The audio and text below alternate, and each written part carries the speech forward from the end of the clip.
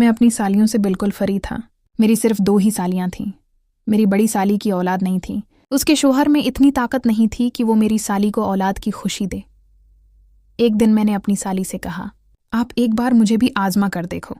पहले तो वो सोचने लगी, फिर बोली, आओ अभी कोई नहीं है, इस मौके का फ़ायदा उठा लेते हैं।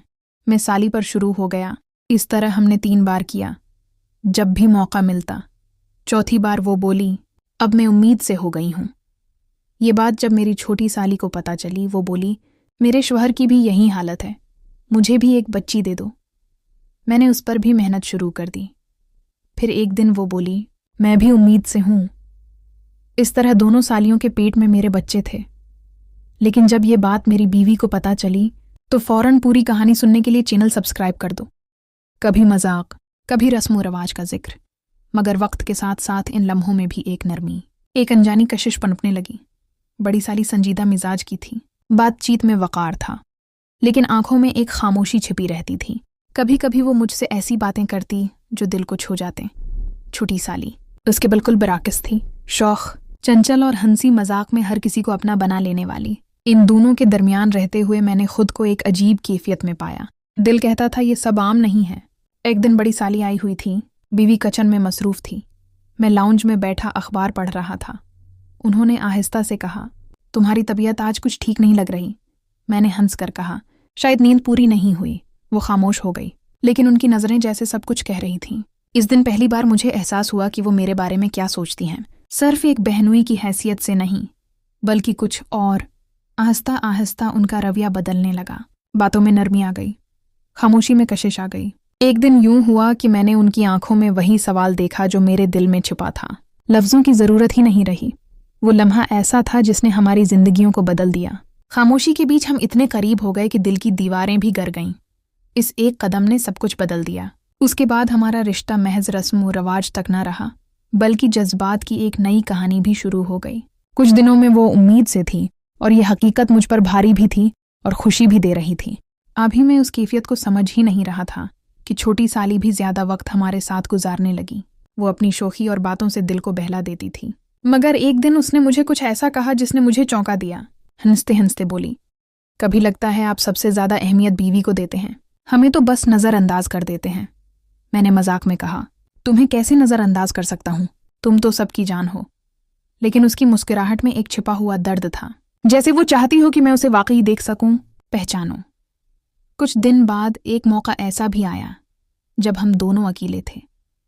वो खामोशी से बैठी थी।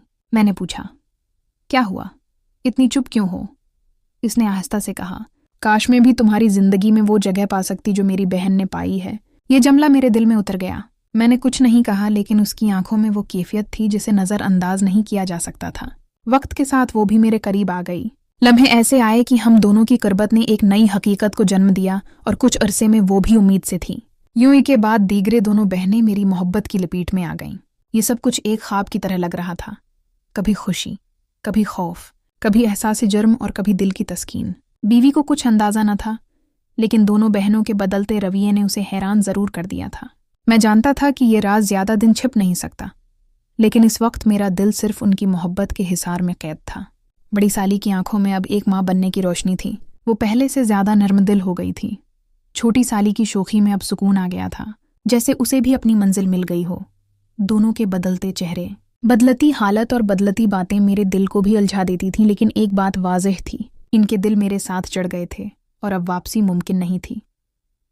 ये कहानी सिर्फ मोहब्बत की नहीं बल्कि कश्मकश की भी थी। एक तरफ जिम्मेदारी, दूसरी तरफ दिल की ख्वाहिशात।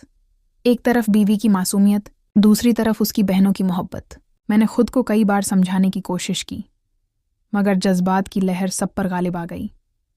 वक्त गुजरने के साथ हकीकत खुलकर सामने आ गई। दोनों सालियां उम्मीद से हैं।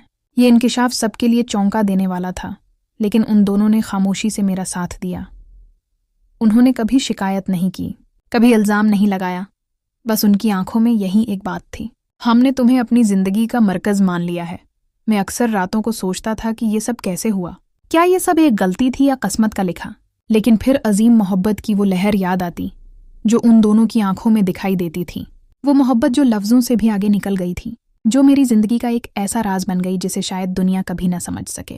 मगर मेरे दिल में ये सच्चाई हमेशा जिंदा रहे कि यह के बाद देगरे दोनों सालियों ने मेरे लिए अपनी जिंदगियां बदल दें और मैं उनके दिल का वो हिस्सा बन गया जो कभी मिट नहीं सकता। प्लीज़ चैनल को सब्सक्राइब कर दो, मुझे सब्सक्राइबर की ज़रूरत है। प्लीज़ सब्सक्राइब कर दो, अब कर दो।